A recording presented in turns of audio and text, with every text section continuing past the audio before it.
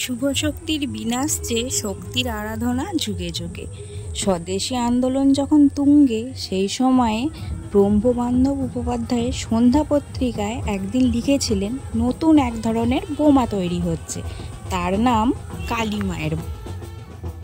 এরপরেই একটু একটু করে সেজে মা মৃন্ময়ী থেকে চিন্ময়ী রূপে আমাদের ধরায় এসেছে। এই কালী মা আমাদের ধরাধামে বিভিন্ন রূপে এবং বিভিন্ন নামে পূজিত হয়ে থাকে, যার মধ্যে বিশেষ একটি রূপ হলো রক্ষা কালী মা।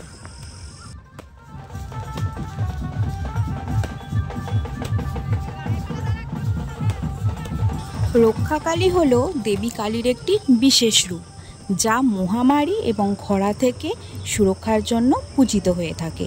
এই রূপে কালীকে সাধারণত দেবী পার্বতীর একটি রূপ হিসেবেই গণ্য করা হয়ে থাকে।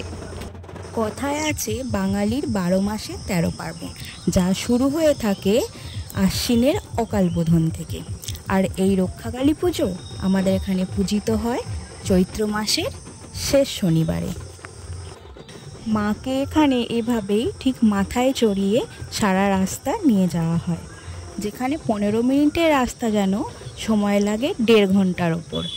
আর এই প্রদর্শনী দেখার জন্য সারা রাস্তায় লোকারণ্য হয়ে থাকে।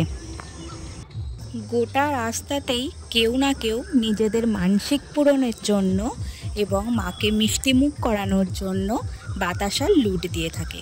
গোটা রাস্তাটাই যেন তখন বাতাসায় ভর্তি হয়ে থাকে।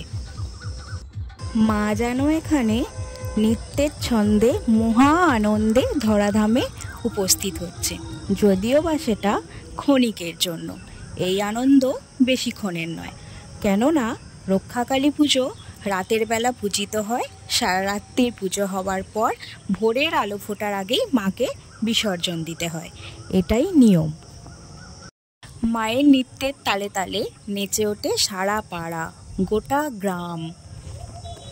এখানে যে শুধু সারা রাস্তা মা নৃত্য করতে করতে গিয়ে পৌঁছায় তেমনটা নয়, সাথে সাথে সারা গ্রামের বাচ্চা থেকে বয়স্ক সকলেই নাচের ছন্দে মেতে ওঠে। এই একটা দিনের অপেক্ষাতেই যেন সারা বছর সবাই অপেক্ষা করে থাকে, কবে আসবে দিনটা। মা এখানে নিজের বেদিতে গিয়ে উপস্থিত হয়ে গেছে পূজা শুরু হবার জন্য। আর এখানে উপস্থিত হয়েছে মায়ের অসংখ্য অনুগামীরা। মায়ের বিসর্জন হয়তো রাত পোহালেই হয়ে যাবে, সেটা ঠিকই, তবে অনুষ্ঠান চলে এখানে 3 দিন ব্যাপী। প্রথম দিন অর্থাৎ আজ পুজোর দিন সারা মাঠ জুড়ে চলে ডিজে অনুষ্ঠান। তারপরের দিন থাকে গ্রামের বাচ্চাদের নিয়ে কিছু কালচারাল অনুষ্ঠান, এবং তৃতীয় দিন সারা রাত্রিব্যাপী হয়ে থাকে বিচিত্রা অনুষ্ঠান।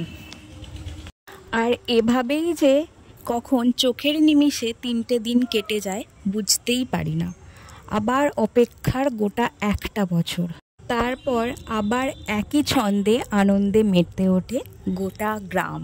এভাবেই প্রতি বছর ফিরে ফিরে এসো মা আমাদের এই ধরাধামে। সকলকে ভালো রেখো।